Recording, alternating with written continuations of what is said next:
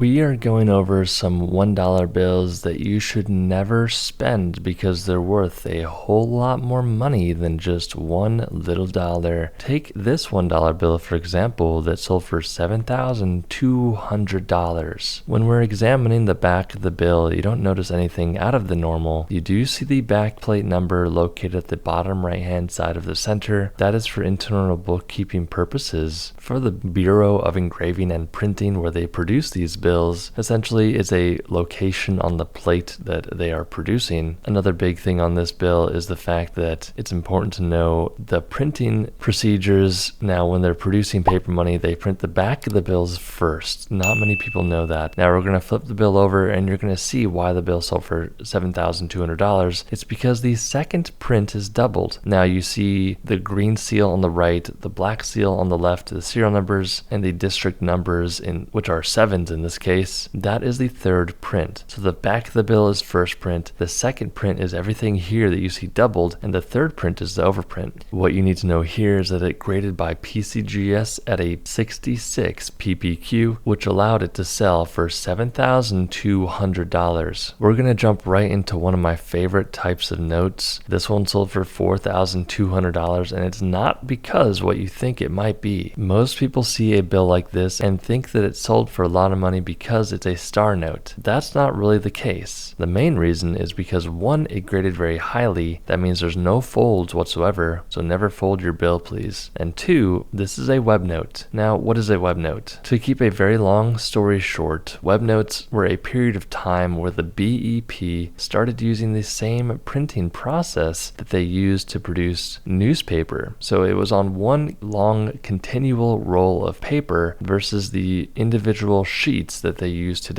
The reason is because they wanted to ramp up production and find a more efficient way to produce bills. Now, if you know what a star note is, this is important. A star note happens because there is an error during the printing production. During these web note production bills, there were a ton of errors because this printing method for paper money simply did not work. There was a bunch of paper jams, a bunch of errors, a bunch of mistakes happening, which caused them to stop producing bills. So let's get to the point. What do you need to look for on a bill like this? There are three areas on a bill like this you need to look out for. Remember, if you have one of these things I tell you, you have all three by default. The first area we'd like to point out is Washington's face. Typically, the face will be much more washed out. It won't be as dark and vibrant. The next place is going to be the front plate number. You don't really need to know what that means. All you need to know is that on a web note, there is only a number, and on a regularly issued bill, there's a number and a letter. The last and easiest place to find if you have a web note is the back of the bill. That's why we like to talk about the back of the bill the most. If you haven't noticed already, the back plate number is in the wrong position. On a web note, it's going to be located to the right of In God We Trust. If you have one of these things I just described, then you by default have all three and you have a web note, and it could be worth a lot of money, just like this one that sold for $4,200. Now, we won't spend too much time on this bill, but it sold for $6,600 because it's a serial number 1. Now, we'll tell you this. If you have a serial number 1 bill like this and you fold it multiple times, you're pretty much folding the value in half. So don't do that. This serial number 1 bill sold for $6,600 because it's one of the first bills produced for this run. People like rare serial numbers like this. If you have a fancy serial number, you're going to want to get it certified and authenticated, especially if it's a more rare type of serial number. I'll spend a minute on this bill, but it sold for $48,875, and yes, this is a genuine United States $1 bill from 1862. Keep in mind, this is during the Confederate era, and this is one of the first types of bills they started adding color and security features to. What you need to know is that there's a lot of counterfeit legal tender notes like this one out there, but if you have a genuine one, especially a $1 bill from 1862 like this, and it grades at a very fine 30, you could be in for a real treat because $48,875 for this bill. I love talking about bills like this, but unfortunately there's not that much demand on YouTube for them. Let's go to the next one. So we'll be really brief on this one, but it sold for $24,000. If you have not noticed already, this is also a web note, just like the previous one, but a big factor here is the fact that one, it graded lower at a 40 PPQ. That means there are multiple folds on this bill, but the biggest differentiator on this bill is that it's an error bill that accidentally got out of the Bureau of Engraving and Printing. And if you haven't noticed already, the error is actually located on the serial number. If you look at the back of the serial number, on the bottom left you'll see a star, and at the top right serial number you will see the letter L. This is a mismatched suffix letter error bill, and that's why it sold for $24,000. If you enjoyed the video, share it with a friend, and we'll see you in the next one.